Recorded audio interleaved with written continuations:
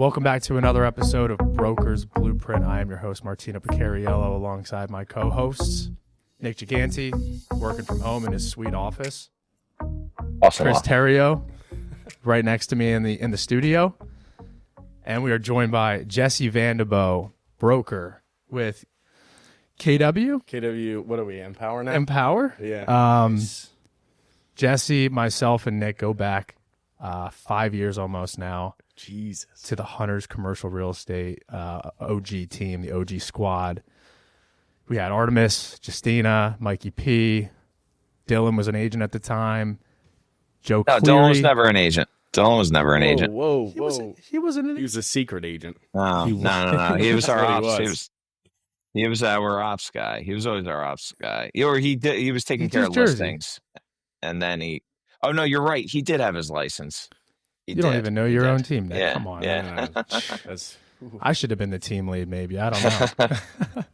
But were you there when we did the lunch and learn? Was he there? What was the lunch? Lee, right? Yeah. Yeah. Probably was there. Yeah. I could tell it was very memorable. What office? Well, what office were we at? 2401. Yeah. That was at Peaked 2401. in Champagne. Yeah, I was there. Best breakfast I ever had.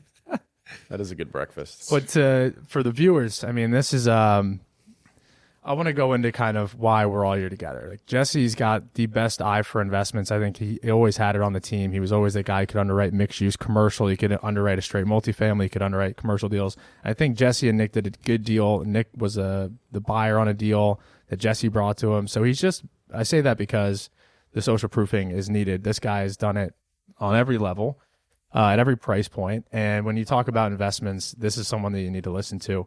And in Philadelphia's real estate market in 2025, it's being characterized by a dynamic interplay of rising rental demand among high-income individuals, which you see coming into certain pockets.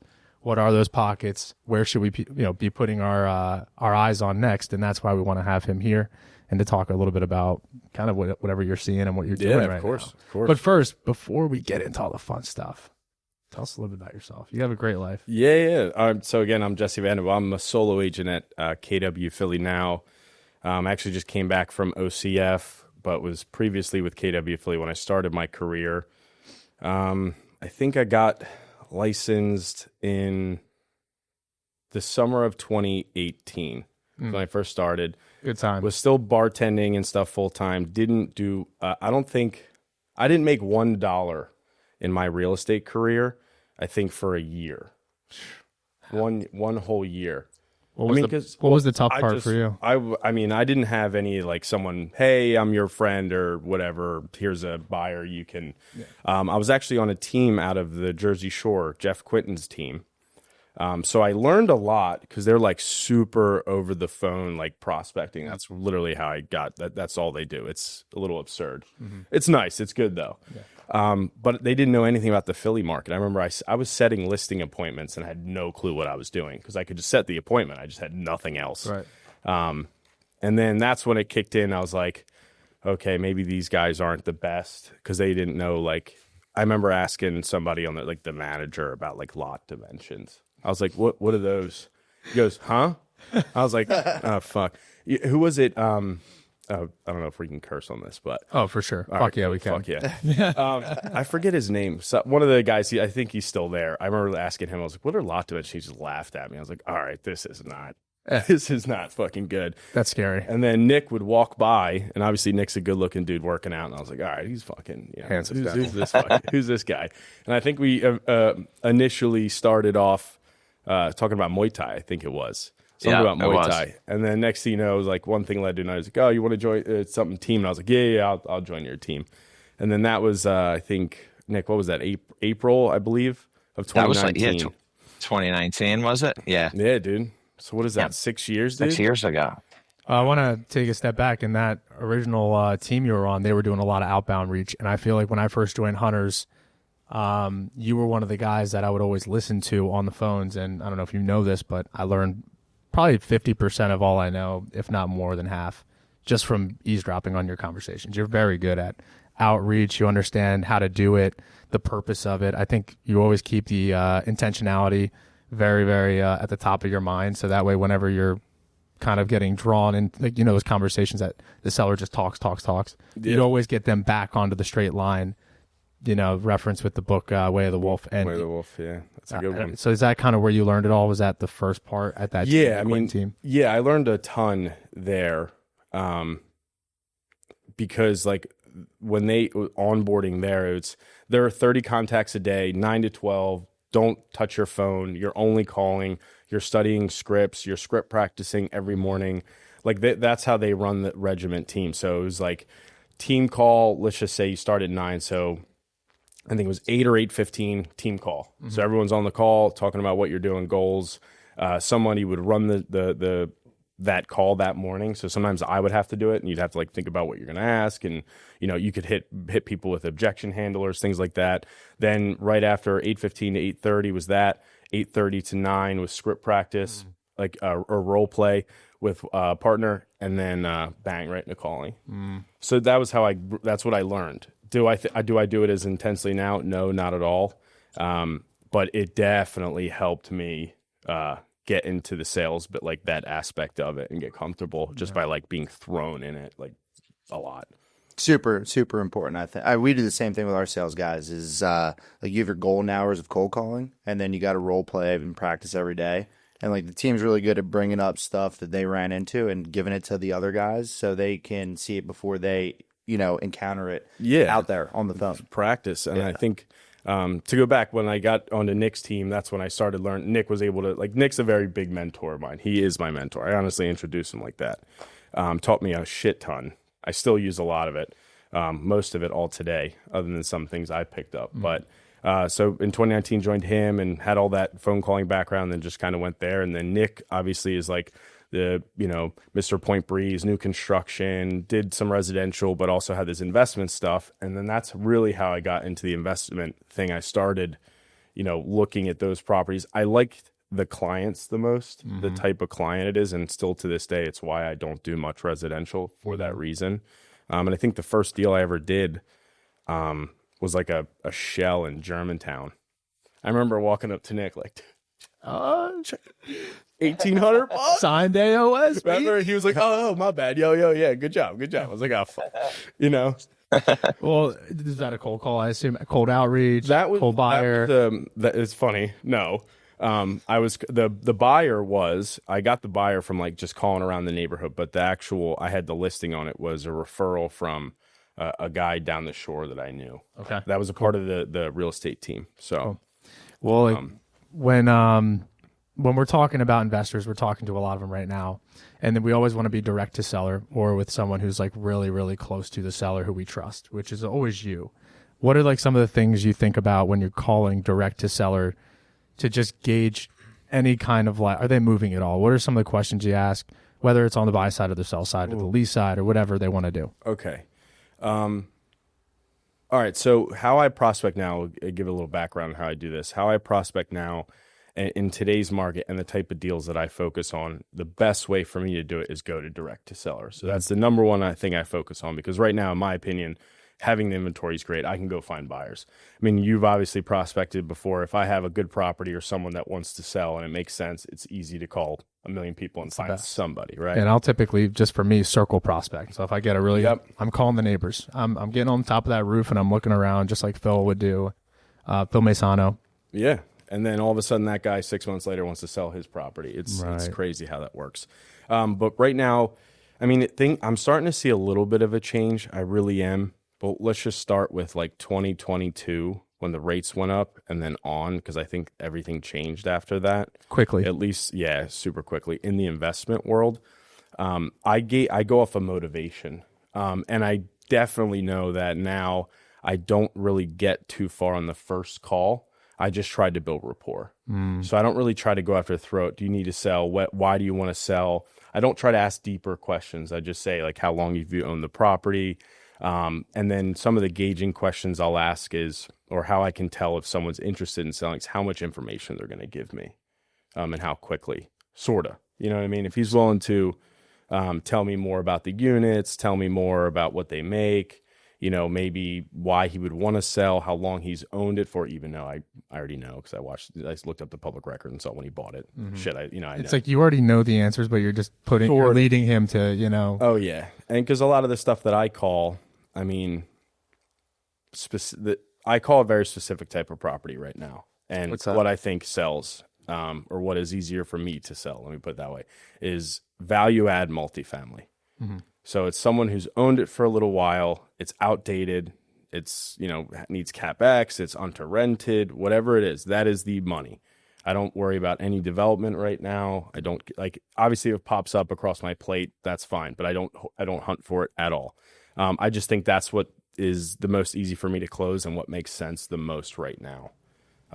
Didn't we say that last week? You asked us a question like, It's the bread and butter I, right now. I said that everybody and their mother is looking for rental There you go. properties that could be fixed up. Yeah, I mean It that's has it. to make sense right now, and that's like the only thing that does. And calling those types of people, generally you're going to run into. I would say they're generally older. They're not younger. They've owned it for a while. They're either getting tired or they're stuck in their ways. They're that type of thing. So those, I would say, those are the types of people I'm dealing with. Maybe they own a few properties. They know the neighborhood. They've been around for a long time. And what helps me the most is you definitely don't bullshit these people. I do so much better. I mean, nowadays we have texting campaigns. I mean, the wholesalers are changing a little bit, but you have people that hire ISAs. I mean, they're great, but if they're not trained or they're not from the area, that like I'll blow right past them just because I can actually have a conversation with the person about stuff. And I feel like that's what I'm good at. And one of the things that Nick taught me very well, and I still have to like play in my mind every time, is to just shut up. Yep. Don't talk too much. Listen. Just listen. And sometimes you can, that goes a long way with these types of people. And that's where I really have success. But What's your hook? Like, what's your opener that gets people to? what is my I could opener? role play if you want. I'll be an old God, guy from what the neighborhood. What is my opener? So honestly, I'm sure people listening too. It's like they probably are struggling with cold calls, right? yeah. So and again, I'm not like I'm nowhere near where I used to be, where I was cold calling a lot. I'm actually really I focus on my database right now.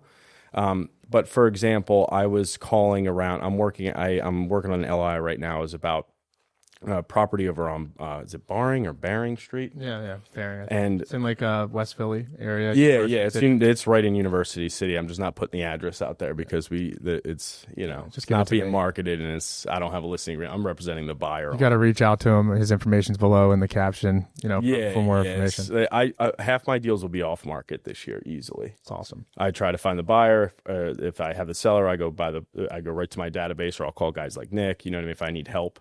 But calling a guy like that, he had an LLC. So I'm calling around, and honestly, I'm just calling to say, hey, would you be interested in selling this if you got the right number? And I don't even try boom out to of the bullshit. gate? I don't even. Well, no, it's like, hey, my name's Jesse. I'm an agent down here in the city. I do a lot of investment stuff. I sold a 6-unit over on 42nd Street, and I have a couple guys that are just looking for value add stuff. And I already know how many units this building is. I was like, we're messing around the sandbox. We're looking for 5 to 15 or so stabilized, that's legal. I noticed you had something on Baring Street. I mean, by any chance, would you want to sell it if I got you the right number for it? Okay, wait, we got to pause there for a second. Nick, what do you notice out of just the intro? For me, I mean, the tonality has a lot to do with it. The tonality is, and what I always taught and how I've always done my cold calls is you want to lead with some type of value. You want to lead with some type of information. Like what Jesse just said, I just sold a property over here. It might actually have a direct effect on the value of your property. You have 5 units at 3624. You are the owner of this property. Yeah, and then just go into it as to how I could be a solution for you. You got to come with some type of value. You don't want to just come like, hey, Jesse came with, hey, do you want to sell? Typically, what are your plans for the property? What's going on with the property right now? And that's typically how I'll do it, because then, like Jesse said, they'll just start talking and talk to you about the property, how long they've owned it, what their troubles are, and you get a kind of full picture of, all right, well, hey, listen, I mean, it seems like you've owned the property for 15 years. It's appreciated a lot. It's been a pain in the ass to manage because you're in University City. You probably have a lot of college kids. And those are people that typically they're open to selling. So it's just building the rapport. It's making them, it's showing to them that you are a professional in the market. You're showing credentials that you've already sold another property. That makes them feel good, right? And then from there, it's just, yeah, again, like just building a rapport and just making sure that they feel comfortable putting their asset, which is worth hundreds of thousands of dollars, in your hands to sell. I always say that it's like, if you come with professionalism, if you come with data and some type of value, you're going to be in a way better spot to try to try to land a listing, because it's just you're speaking in factual data. It's not just bullshit kind of like subjective phrases that a lot of uneducated, unprofessional salespeople use. And yeah, it's a really great market to sell. Why is it a really great market? I don't know, because it's a really great Oh, market, dude. and it's Because I like, heard come on, that on the broker's blueprint. What Nick's saying is, I have a little fun with it, and I like focusing on, well, right now there's like, just think, this is why I don't do wholesale stuff. Like, I have guys that I know personally, like, very well, that buy $150,000 houses. They do the typical Burr crap. You know, they buy it, they want it to ARV for a certain, they refi, take their money, and go to the next one. I don't focus on that at all. I like more educated stuff. I like more expensive stuff, because it's the same amount of work I'm doing. I'm just going to make more money. But like what Nick's saying, as a professional, it's like, after I've spent some time and I've had some experience with this, and you know, I can go into like what enables me to really understand what makes a multifamily sell, like, you know, the layouts of the units. Can I actually get more rent? Like all that kind of stuff. Sure. And I learned that by leasing them out myself. You know, that taught me a shit ton about what actually works. Agreed. Without that background, that's it's really hard. That's a great point. By the way, yeah. And I have like a perfect example, Nick, of your friend that I learned this very quickly. Mark is like where it really set in for me, is where I helped him, a good friend of his, buy a triplex on Snyder. Bought it in 2021. I think the rates were 4%. You know, deal made sense right then and there. I think they were selling a property, and then they had to dump some cash in. So maybe like a small 1031. And I remember looking, and the studio that's on the third floor was rented out for, I don't know, let's say $950. But then once I started learning, I'm like, this layout sucks. Like, and then I would have known, like, this is actually going to be very difficult to get $950. I don't know how the hell they did it in the first place. And then as soon as the rental market kind of went flat, bang, it's like 800. Wow. 825 immediately, and then the unit below, which is technically a 2-bedroom, but it's one of those 2-bedrooms that one's really your living room. I know what you mean. You know, so it's like a shared kitchen. It's the kitchen's in the middle, and then you have a room and a room on each side. So one turns into, and at that time I didn't really notice it. I think it was more of like, oh, get, you know, his friend, make him you know what I mean. The numbers worked, get it done type of thing, and make sure everything's okay with the property. You know, not really go too much farther after that. But I would help him rent his stuff out. I rented all the units out, and that's when I realized, I was like, oh shit. Like this one actually becomes a little bit more difficult, and especially on the sales side. And that was like really, like, I don't know why, just that one building was like, okay, layouts actually matter. No. And I know they did before, but just, it was like, for me, it was that one time. And then now when I look at units, for example, this one on Baring Street, that's like one of the difficulties I'm having right now, because I was under contract on it. It fell through. Like, it was a lot of but we're trying to figure out kind of how much is it going to cost to renovate these units, and really what can we get, because it's mainly 1-bedrooms and studios. Right. And some, you know, it's like, what really can we get? You know, when you're hiring a broker, and correct me if I'm wrong, like Chris, you work with a lot of brokers, but it's like, it's not only, you know, when you need to sell, it's like maximizing your portfolio. And that could be a simple layout change, which I actually never even thought of until now. Like, where, yeah, it's a 2-bed, 1-bath, but this 1-bedroom's huge. You could probably squeeze a $6,000 bathroom, and now your rents are going to go up, right? And you're going to break even on that just little investment within 5 years. You know what I mean? Whatever that is, and it's a great point. I think not enough brokers know that. I think what I realized too in this, and this has to do with the renting side of things, is you're not always looking at, I mean, and Nick definitely knows this, you're not always looking at, oh, can I get an extra $100 and $200? Well, obviously you want to get more for the property. But what people don't realize is in today's rental market, especially example, Nick's property on Fifth Street in North Liberties, depending on what the rental market's doing, not only will you not be able to get your rent, but depending on the layout, your vacancy.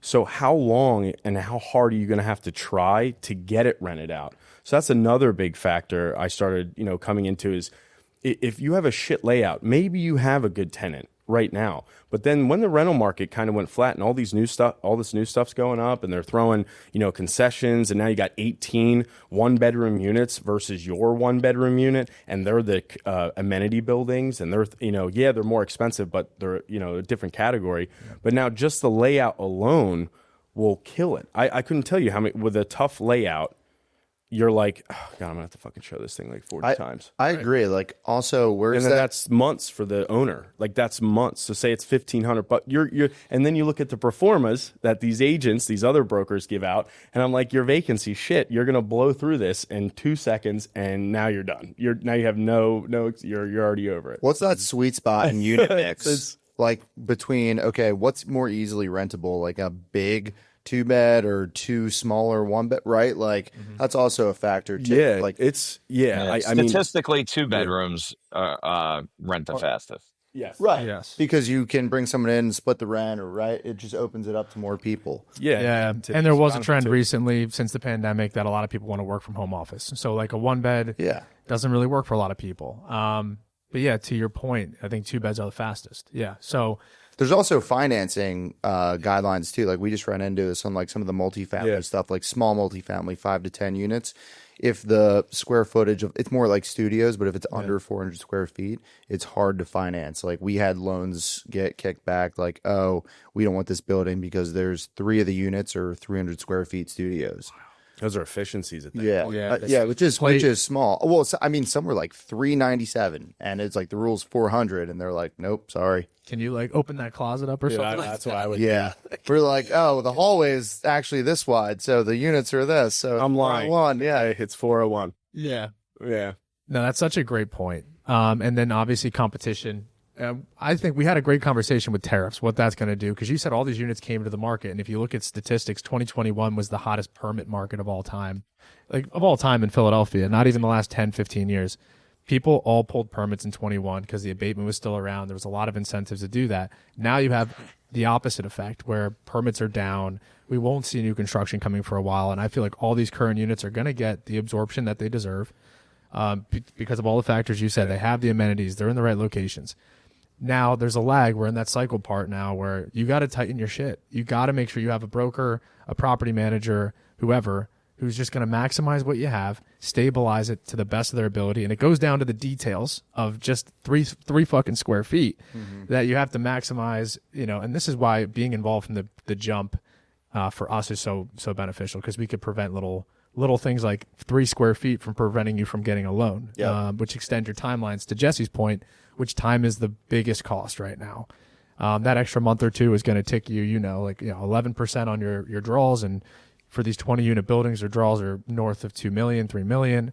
It's crazy. So there's a lot of factors there. I think that's some great insight. Yeah. And then it's a race to get it stabilized. And you know what I mean? I'm talking to all these developers right now who are building along Front and Berks, and it's a struggle. Yeah. That's why the development side. So another good thing for me, what I've learned is having some really good people around you. Like, obviously Nick, I'll call him a lot depending on what I have. Sometimes I just think a property's good, and I'll call him like, "Hey, you have any?" or whatever.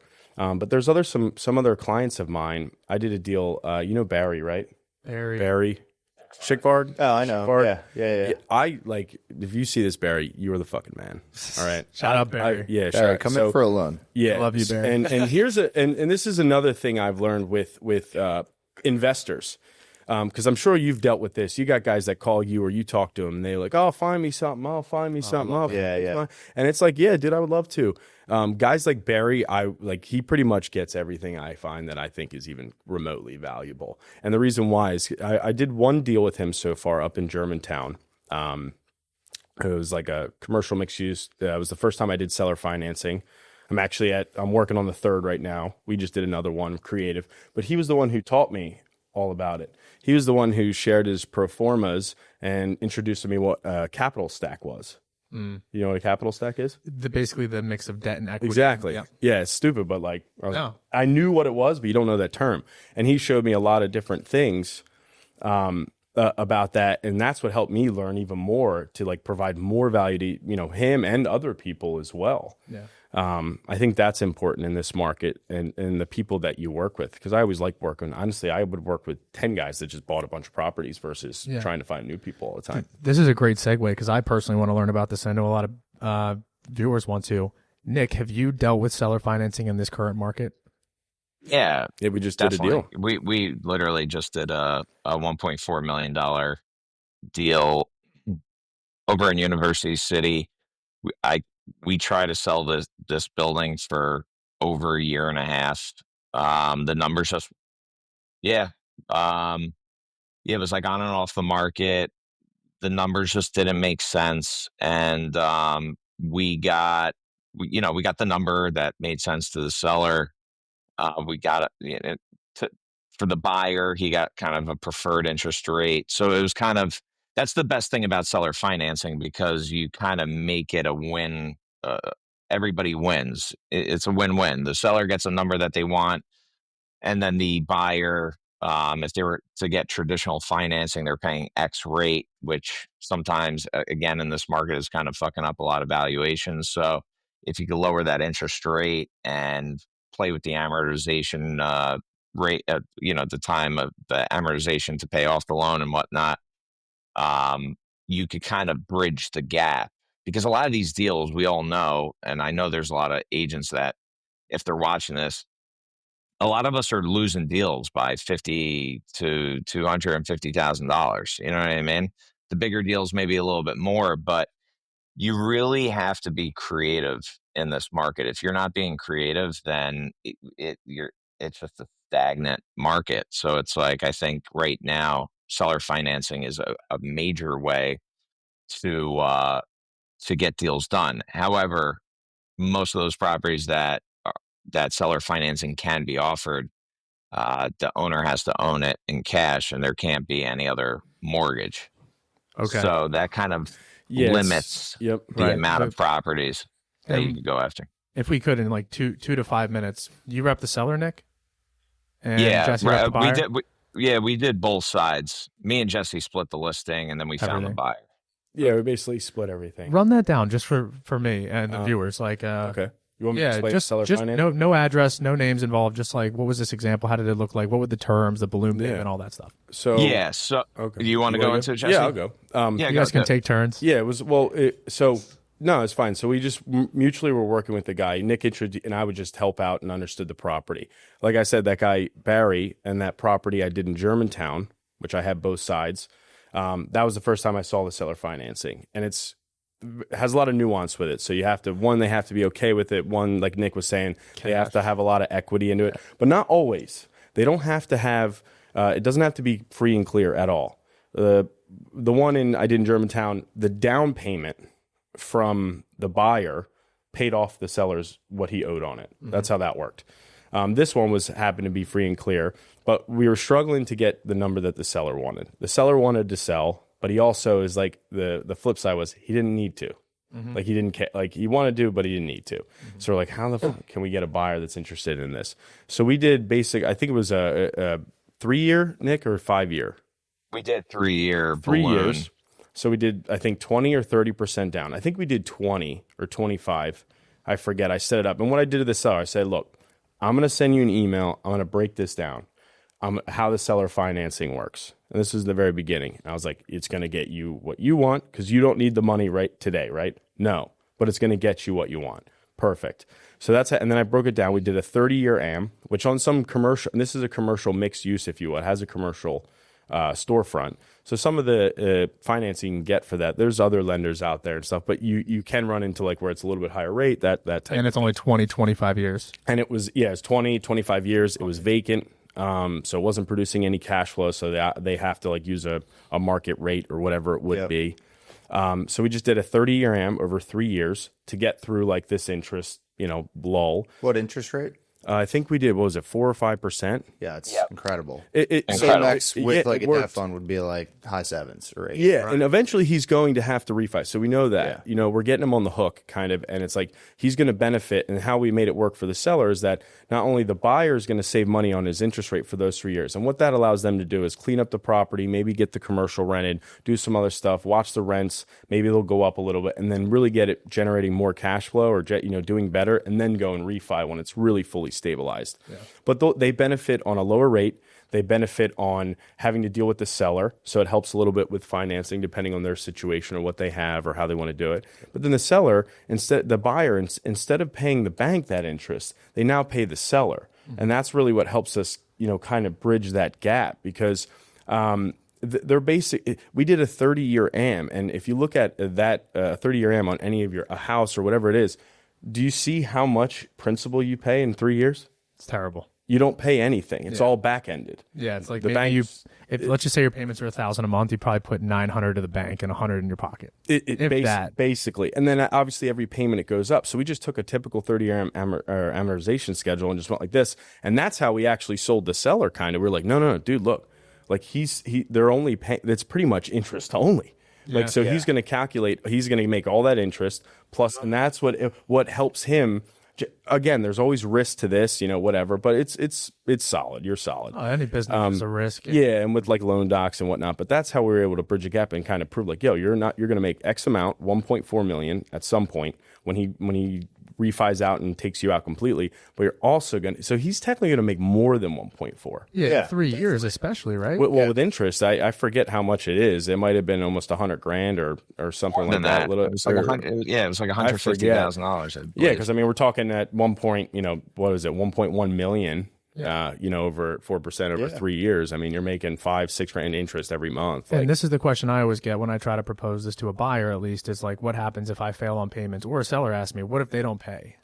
That was my question for you guys. What did you sign loan doc wise? Is it full recourse? Is it curious how that works. Yeah. So this is the deed is in lieu. So you don't have to. So there's no foreclosure if he gets the property back. Yeah, if he doesn't pay, I think the stipulation was 2 months. 2 months, he gets the property back. So potentially, he could get the 3% for the next 3 years, or 5% interest over the next 3 years, and then if for some reason he can't fulfill the balloon payment, he just made $100,000 and gets a as a seller, I'd do that all day, and he gets the down payment of the $300,000 and gets the property back. Cash. Yeah. So it's basically $2 million non-refundable deposit. Yeah, if you don't deliver in 3 years. And now he could probably feel comfortable selling it for $135. Right. Or, you know what I mean? But it only works if they're not in like a cash pinch. To your point, it's like you don't need the cash, right? Okay, cool. Then don't throw it in government bonds, which just got downgraded. Yeah. Go take this 5% interest rate. That's huge. It's and the one I'm working on right now, we're gonna, that's just to stay on that one. That's how we were able to close the deal. So it's just like some thinking, being creative, having two parties that are willing to work. It's not going to work every time, but sometimes it does. You just need to have that in your tool bag, and to understand that you can tap into it, because like the deal that I'm working on right now, I lost that over $100,000. Like Nick was saying, we're losing deals over $100,000. I was under contract. We were in due diligence for 21 days. Numbers look good. CapEx went to shit. And it was like, God, it's going to cost way more. But $100,000 over that deal. Now I'm basically trying to, all right, how do I solve this problem? Yeah. So now we're looking at, all right, can the seller, and these are bigger time sellers, so they have lots of money, lots of properties, like, so it's, to them, it's easier. You just got to make it make sense to them. We're looking at, can they hold 300? This is example would be like 1.5 million. So like, can they hold 350,000?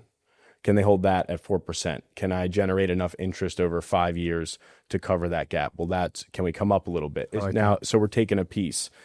Can they be an LP at some point? Like, this is where you start figuring it out with, do you have another property? Can we buy that one too?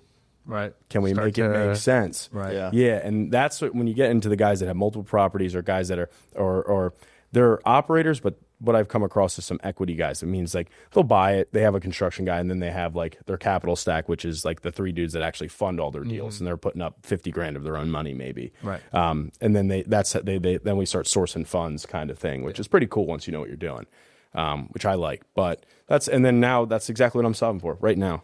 I'm waiting for the LOI with the solved terms to bump it up. I'm adding 20 grand to the purchase price and a 5-year loan at $350K at 5% to get 87 grand. So there's your $100,000 right there. Yeah. And I'm going to throw it. I'm like, sign it. Sign right here. No, and I want 12% commission. We don't even need DD, dude. We'll close in 30 days. That's what I said to the guy. I was like, dude, just please. I think it's recognizing where the gap is. Yeah. And then 2, it's being able to have people like Nick who has people, because you don't really run into these people in your first couple of years. Like you need to have a little bit of a, like you said, a database at this point. Have trust. For someone to divulge all their properties, you need trust. And I find myself, earlier in the call, you said that first call that you make is typically rapport building. And I think I skip that step sometimes when I'm really looking for something and I'm like just trying to get leads. You get patient. You have to be patient. You got to be, like Nick always says, you got to be like that guy who's just very, laid back and genuinely curious. Like you're talking to a girl at a bar, just, hey, will you come here? Not like, hey, you want to go home right now. It's a little bit of confidence. Yeah. Slow down. And that's Want to get out of here? Perfect analogy. Yeah, that's a big thing Nick taught me, honestly. Yeah. Oh yeah. Did he use that exact analogy? Yes. Sort of. Yeah. I mean, I don't. I hate this. Probably. No. I just if I could get real estate deals, like I can talk to chicks, I honestly would be way richer. Oh, buddy. And I'm not even saying I'm that good. I'm not even saying I'm that game. good. I just know it's the follow up, dude. It's the follow up. This guy's got a follow-up game. It's the follow up. That's what He matters. puts some more follow-up boss on a drip campaign, and he's okay. Yeah, but it's deals like the one I'm working on now, the one with Nick, where you meet people like the guy that the deal we did. He has other properties too, and it's just doing a good job on that one. And this is like seriously, Nick. This is what I've seen from him in my career, because like I pretty much my whole real estate career was pretty much around him. Yeah, I mean with you, and then I obviously I left JRE, but still I talk to him every fucking day. He's in my favorites. It doesn't matter. Like, hey bud, we're all we all know who's doing business here. But it's like that little inner circle. Like I would see him like Nick. I forget their names, but he has a couple clients that he would talk to on a lot.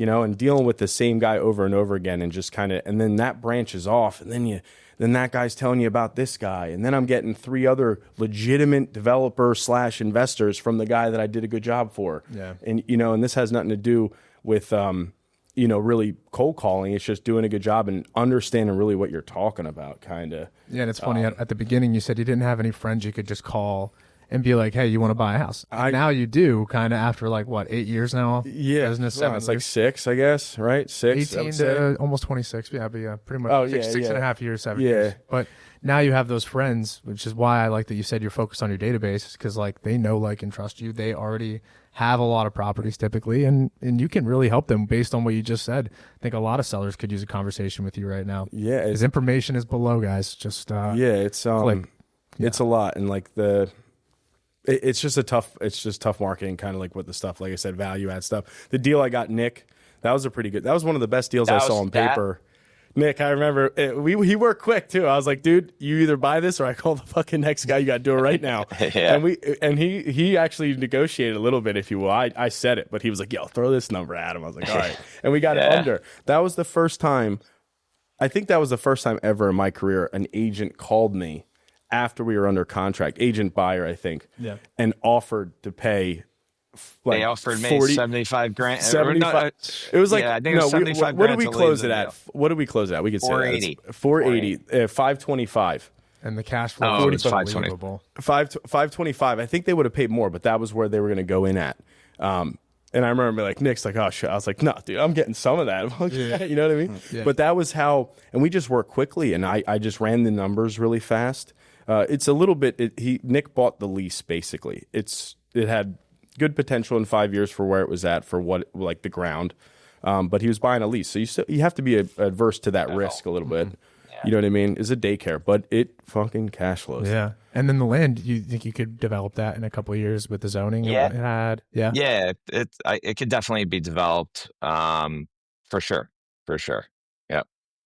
So my game plan is just to lease it out. She's on a 10-year lease, so just lease it out, and then when the time comes, if I need to develop it or just offload it, I can. It's in that pocket, which I like too. There was like green flags everywhere.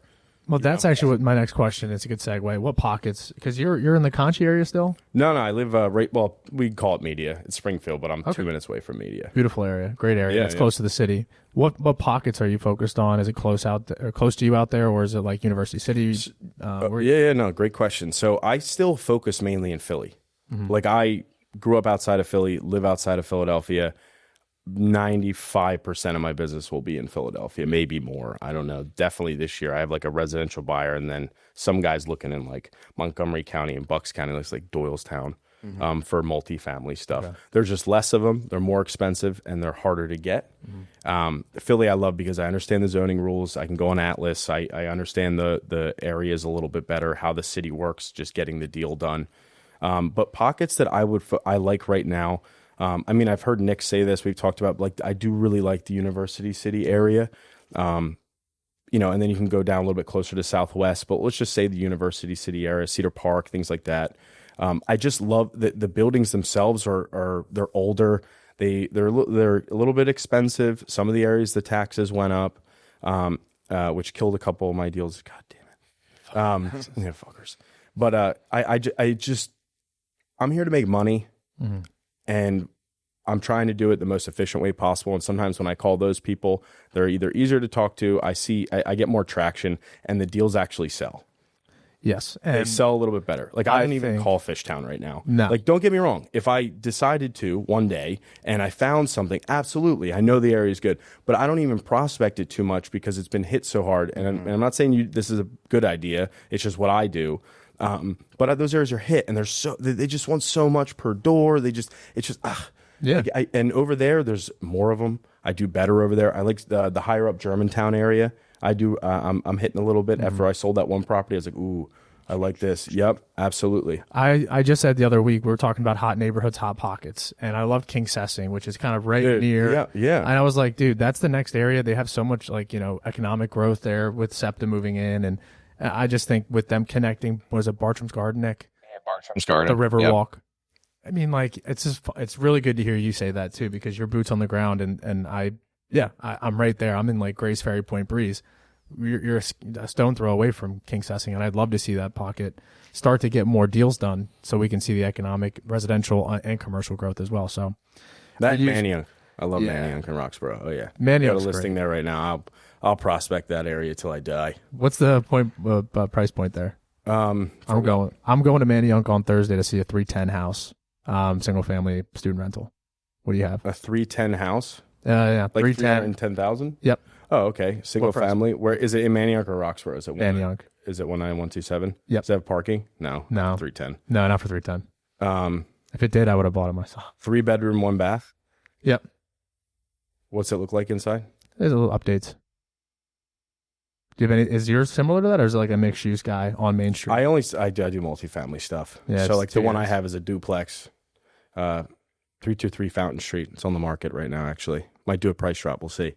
But it has like 3-car parking, 3-bedroom, 1 bath upstairs, owner occupant. I'm going after an owner occupant. Nice. Manayunk and Roxborough. That's where the biggest sellers they win.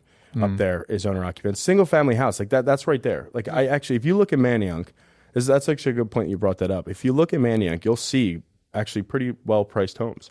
Yeah, 310,000, not a bad. It's just like you got to get used to the area. Like if it's crowded or whatever, the parking kind of can suck on it. Depends on where you're at. Manayunk could be hilly. That I've ran into those issues before, but I love it there. Yeah, I think I consider, like, if you say, oh, I'm from Philly, like I won't even think Manayunk. No. You know what I mean? Manayunk is like its own thing. When I hear someone say I'm from Philly and I go, where do you live? And they say Manayunk, I'm like, am I like, no, you're not. I'm like, all right, dude. Yeah. Like, I get it. And I say that, that's not even a joke. But Manayunk is such a great area. I love it there. Yeah. I'm working on some bigger, like I've been trying to work on some bigger deals there. I missed a couple. I just love it there. Here's my telltale sign. When you go for a property, and obviously this can, depends on where you're at. But like you walk around, when you're walking around, you see the people walking around, you kind of see like, all right, this is going to be a good spot. For sure. Like, I like this spot. For sure. But yeah, I think that's, is it listed for 310? Yeah. Yeah, I mean, that's, I would say for a 3-bedroom, 1-bath, that's right in the ballpark. And then, because I looked at a couple that were like 250, 260 for one of my guys that likes that. Really good. And they needed some work. Light cosmetics? They needed a little bit more work. So honestly, they were worth a little bit less, in my opinion. 200. Yeah, like someone eventually buys it who has 7 properties in the area and 2 flips going on, and they need it. You know what I mean? Something like that. And that's a big thing is the type of buyer I've learned over the 6 years. Whew, like knowing what type of buyer you need to bring to the property is one of the most important things you can do. But that's that price point is very on. What does that rent for? That's a really good question. So he is the buyer's actually the head coach of the St. Joe's ice hockey team. Oh, really? Or one of the coaches now. So he has all of these hockey guys that could probably pay $700 to $800 a head, and it's a Got it. bed. Yeah. So I'm going to say you're right around the $200 to $2,500 range, depending. And it seems like it's got a nice yard for flip cup and beard eye. Are the rooms That's a big. equal? It's another thing to look at too when you're trying to buy rentals in a student area. How's the yard? Ceiling Is there a height. basement they can trash? Yeah. It sounds basic, But but put Manning- yourself in those renter yeah. shoes. What do you want? Yeah. Yeah, Manning's a young professional town too. Yeah. Very deal. So like that's what I would say to the buyer as well. It's like you don't have to just rent like you. That's could, what I said. You could do this nicely. The Manning rental market got it was a little tough. So because I have like 2 clients over there that have a couple rentals, and they're telling me because some guys don't like use agents to rent their stuff out. They'll just handle it. Love those guys. I had another duplex that I sold a little while, and I rented both of those units out, and I thought I was going to get like $1,300. They're 1 bedrooms, but it was clean, laundry in the basement, that type of thing, extra storage, and I only was able to get like $1,150 and $1,200, but because they have a lot of that new stuff coming in, that they hit up top, and then they change the zoning to slow it down, and then they might change it back. But yeah, I in Manayunk, unless that's super nice, I wouldn't go after 25. Like, because are those bedrooms equal? It's a 1 bath, right? Yeah, Walking it on. Yeah. So now you're dropping. Thursday. You're getting low now. And again, just take a quick look on Zillow if you want, and you can see what rents for $2,500. Now you're talking full house, 2 baths, at two least, 2.5 baths, maybe even a garage at that point. Now you're getting 25, or we spend $200 more and we get the garage or a parking spot. Yeah. So I would say probably depending on how it looks, you're looking at like under $2K. Only because are the bedrooms equal? If they're not equal, then Right, someone's gonna be paying $650, $750. when I hear 3-bedroom, 1 bath, and I think Philadelphia County, I think 2 bedrooms, 1 closet. One that office. middle room. The South Philly special. Yeah, the South Philly special. You got to walk sideways into the South Philly bathroom. special. It's like Yeah, you got to slide the into bedroom it. for a 4-year-old. Yeah, Well, what's next for you, Jesse? I mean, like, where do you see your business going? Are you happy where you're at? It sounds like you're killing it. So I should do if I made a promise to myself this year, and I'm a little bit behind my goal right now, but I know the way I work that all of a sudden shit just pops up, and I'm like, oh yeah, and I double pop some shit too. So like that's my goal. So I don't care. I got away from like I want to be the guy on the leaderboard. I could care less. I just want to double pop things. I want to make the most commission possible. Like that's what I like doing. So I made a prompt for a volume thing. What the future is for me, I don't see myself staying in the real estate sales game, like the broker game forever. I don't want to be. I like now I'm learning a little bit more about the investment stuff and other investments outside of real estate, but really like I like being more involved in like the partner thing or finding a property for someone, taking their money and doing that. I'm getting hooked on that. I've been reading some books and like talking to a couple guys about how I can do this because I have some people with money around me. I was going to say, it sounds like you're meeting people that can actually do. I have guys right now that like literally they're like, dude, I'll give you like $500,000 just, and I'm like, and I'm nervous. Yeah, I'm like, yeah, it's my money now. Yeah, I'm like, he's like, yeah, go find me something, dude. I was like, I got $500,000, I'll back you. And I'm like, because I'm explaining other deals, and these guys aren't like super real estate guys. They just they have money outside businesses. It might be doctors or serial entrepreneurs that just have cash. And I've talked to them about certain things. So I'm looking at that. There's a little side thing I'm working on right now outside of real estate that I have like a little passion project. We'll see how that goes along. It's actually with his brother-in-law. I've been talking to him. I'm going to go meet up with him. Has to do with the motorcycle stuff I got into. So This man shreds. dude, yeah, This man want me down on the track now? Yeah, and again, I am a full man. I have a 10-year-old daughter that's my world, and I have to take care of, and I need to be my foundation. My foundation needs to be, very strong. So I'm not like, doing less real estate to just focus on some type of thing. Like I'll dive into that when I'm ready. But I like the warehouse stuff and selling and that kind of thing. And then I also fell in love with motorcycle racing, and now I'm like full tilt in that. Crazy I gotta come to a race, man. Yeah, We should all go to a race. Yeah, like my goal is by next season, I want to have my race license and go. Oh my God. But you don't make money off of that, so that's just a lot of money. You just spend it for a hobby, which is okay. Maybe it's a midlife crisis. It might be. That's Really not pretty much 40 how. Whatever. What's midlife? 35, dude. I'm 34, Yeah, so I'm you're right gonna there. die young. Whatever. So that's what I'm focused. Ride I like bikes, that. race motorcycles. Yeah. Definitely halfway. You might be like 3/4 of the way there. It's 100% a fucking midlife crisis. I'm like, what am I doing here? That's But awesome. I like that. And then I was just like, how can I make money off of this shit? You know what I mean? How can I do that? So I like, and I'm going to take everything I've learned from real estate sales and stuff and go right into that if I can. Nice. I actually looked into like starting a coaching company recently, and the reason You should, man. I would listen to you. You're it's- great. It's Great for that. it's ice hockey coaching, actually. Perfect. Yeah. So like I grew up playing ice hockey, but it's funny how real estate, when you get your license, you learn how to just be an entrepreneur in general. Like where do I get leads? How do I cultivate rapport? And then how do I add value?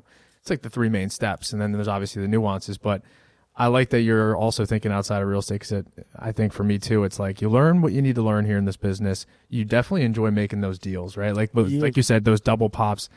You start to build really good community of people around you, and you start to be able to actually do things you never thought you could. But then you're like, what do I really love? And then that's where the questions start to become realities, and you start to get more into the things you want to do. Yeah. That's really interesting. I would say the biggest thing on that, and like why I'm the real estate stuff, I figured out what I don't like about it and what I do. What I don't like is I hate the turn and burn. So I hate, that's why the residential stuff I get away from. I don't want to have to keep calling for new listings and new customers. And I get it. You have a database and they're lifelong customer, blah, blah, blah. Whatever, dude. Okay. I like working with the same people every year because they are investing in real estate, selling properties, buying more. I like a smaller circle that does more business. Yeah. So that's what I like about the investments. Dude, it's more scalable. Same side, Yeah. like conventional mortgages. And those guys, I'm like, dude, great business, but how often is your client going to buy a new house? Maybe once every 10 years? 7 to 10 5 is 7 to 10 years. 7 to 10. Okay, or I can call an investor that does 20 flips a year. You have one good conversation with him, and you get him signed up. That Yeah. could be a $20 million pipeline. Who Yeah, knows? and that's what I like about that side of the business, and that's what I'm focused on Scalable. now. Yeah. Yeah, I absolutely. like that. Just And being a beast. Being a beast for them. I think it frees up your time to go after more things that you're passionate about too. Because yeah. when you're working with less people, it's more time that you have, and it's just more consultative kind of approach. Right. So Yeah. I think that's great. Dude, That's why I always liked investors. Same Yeah, that thing. was the biggest More thing. It's I his learned fault. from you guys. It's really Yeah. his fault. Dude. Yeah. I'm telling you. More it's- matter I of just fact. went, You I talk wanna to do that. them exactly how they should be talked to. It's less of an emotional purchase on the investor side. So it's better. Yeah, it kind of works with how I've always been, and that's why I went to that direction also. Man, I just copied him. Yeah. That's all I did. So I was do like, I. yep, I like that. Let's do that. And then the Ibiza deal. I don't know how we're doing on time, but the Ibiza deal. The Visa deal. I kind of want to The hear about Ibiza this. deal. Yeah. Remember, Nick? That was what set me Ibiza. off. I was like, dude, that's it. I'm going to be the biggest multifamily guy ever. Yeah. Over at Doorknock. Nick, what was the LOI for? Like 20 million or something we sent out? There you go. Something like that. There you go. 19 It was- million? It was 19 million, and he wanted 19 million. 21 or something. Yeah. Did that go through? Yeah. No, of course not, dude. What the hell's the Ibiza deal? Well, we called it the Oh, Ibiza deal because if we closed it with the amount of commission we would make for going to Ibiza. That's amazing. Like, was this in Ibiza? I'm confused. No, it was. I knocked on a door. Well, sort of knocked. He was kind of painting the door for a buddy of mine looking for a 1-bedroom apartment. That's how it started. And then the guy I talked to said, "Oh, there's this guy down the street selling these buildings." I'm like, "What?" And Nick, I was 2019, right? Yeah, I closed I made like $3,000 at this point in real estate. Like, I don't know. Next thing you know, it took me about 8 weeks to track this dude down. I would say we call him the Impossible Burger.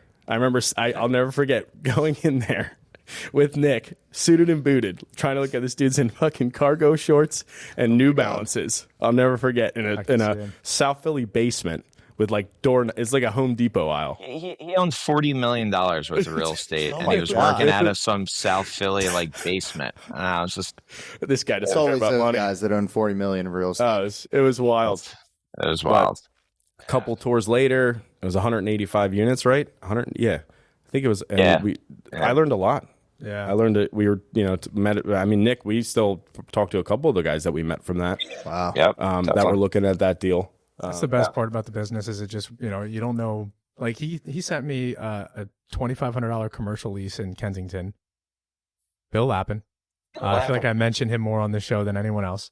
And it turned into me doing 3 new construction sales with him. Found him a piece of land and we brokered, the 3 deals out there. So like, Those are like $1.5 million deals, right? Wow. exactly. It was $5 million in sales just from one lead that you could just be looking for $1,000 apartment or a $2,000 commercial lease in Kensington, and you stumble. If you grind and you really look for opportunities, this guy Barry Habib with Movement Mortgage, I think he wrote a book called Money in the Streets, and his family came over from another country, and they were like, "Yeah, we heard America has money in the streets." Yeah. They got here, there wasn't any money in the streets physically, and they were like disappointed. But the son was like, "No, it's not literal; it's a metaphor." And Walk the streets, put yourself out there. exactly, it's all right there. This business does that. So Yeah. true. So And I small think, things like that taught me that. yeah. And it's like the biggest lesson you could learn or take away from anything that you've heard is just take action, right? I mean, so many people, Yeah. they read the playbooks, they do that, but they don't run the plays. Go to that meetup even when you're tired. What if Yeah. you This is gonna You be gotta stupid. be around to be around, man. Yeah. Yeah.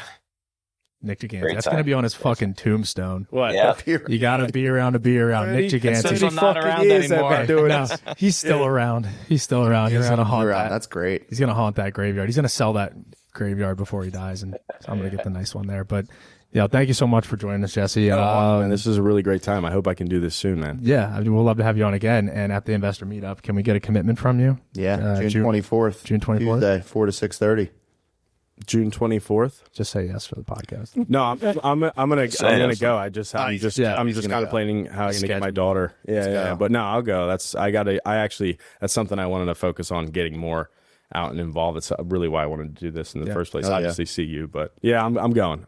June know. 24th. Yeah, I know we could just hang, but the value that you actually get from these investor meetups is beyond what we even thought it could be. Yeah. We turned into or it went from just getting people in the same room and collaborating a little bit to now it's like deals are happening at the table and people are having breakthroughs, which is like, come on, that's all we could ever ask for in a meetup. So, but guys, Jesse, any last remarks for the people? I mean, not really. Other than if you have any value add multifamily you're looking to get rid of and sell for the right price, I have plenty of buyers for you. Call this guy. Hit them up. Nikki, take us home here, man. Listen, if you like what you heard, like and subscribe. You know where to find us, and keep listening. We're gonna keep having on other guests, and look forward to seeing you on the next episode. Thank you, Jesse, for coming on. It's good talk, man. Absolutely. Thanks, gents.